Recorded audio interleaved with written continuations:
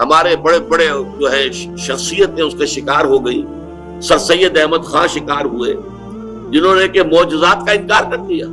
سر سید احمد خان مرحوم، ان کی شخصیت کے دو پہلو تھے. ایک پہلو بہت عمدہ تھا، مسلمانوں کے ہمدرد نہیں خواہ. لا الہ الا اللہ، لا الہ الا اللہ. شرک فی صفات کے حوالے سے حل ہوتا ہے وہ کیا ہے؟ جیسے کہ ابھی تک ہم نے صفات کی بات کی ہے، انسانوں کی صفات، فرشتوں کی صفات، ملائکہ کی صفات، انبیاء اولیاء اللہ کی صفات. لیکن ایک صفات وہ ہیں جنہیں ہم پڑھتے ہیں سائنس میں، پراپرٹیز آف دی میٹر. فلاں چیز کی یہ خاصیت ہے، فلاں چیز میں یہ صفت ہے، فلاں چیز کے اندر یہ تاثیر ہے، فلاں چیز میں یہ پڑھتے ہیں کہ نہیں پڑھتے؟ ساری کیمسٹری، فزکس وغیرہ اسی پر چلتی ہے نا. تو ہمارے ذہن میں جدید جو سائنس ہے اس نے یہ بات بٹھا دی ہے کہ properties of the matter are permanent,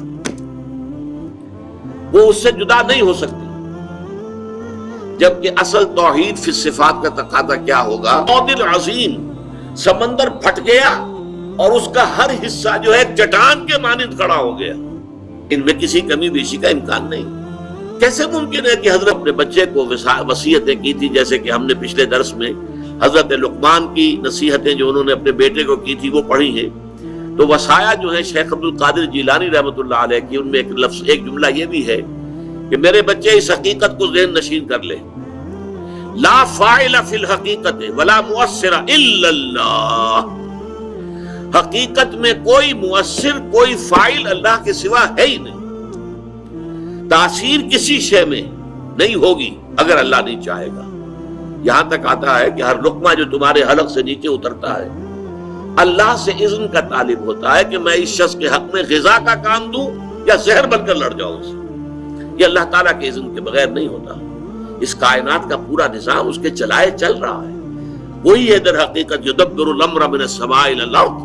وہ تدبیر امر کر رہا ہے، اپنی کائنات کو چلا رہا ہے. وہ کسی شے کے پاس کوئی وصف، کوئی تاثیر، کوئی قوت، لا حول ولا قوت الا باللہ، کوئی طاقت نہیں ہے کسی کے پاس، اور کوئی جو ہے نہ بھلائی کی نہ برائی کی، نہ نفع پہنچانے کی نہ نقصان پہنچانے کی کوئی طاقت کسی کے پاس نہیں ہے مگر اللہ کے کرنے سے. اللہ کے وما تشاؤون الا ان یشاء اللہ، تمہارے چاہے کچھ نہیں ہو سکتا جب تک کہ اللہ نہ چاہے.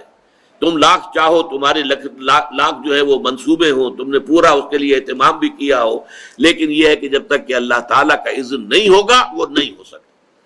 یہ سمجھ لیجئے کہ مادہ پرستی اس دور کا بہت بڑا شرک ہے.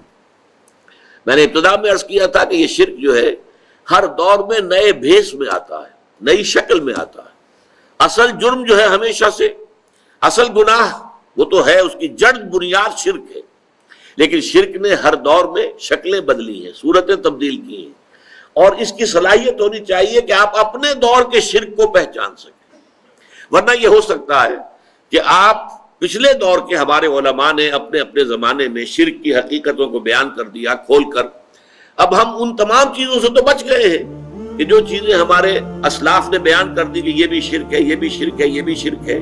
لیکن جو ہمارے دور میں نیا شرک ایجاد ہو گیا ہے اس کا ہمیں ہوش ہی نہیں، اس کی ہمیں خبر ہی نہیں. تو اس دور میں مادہ پرستی، میٹر کو خدا بنا لیا گیا ہے.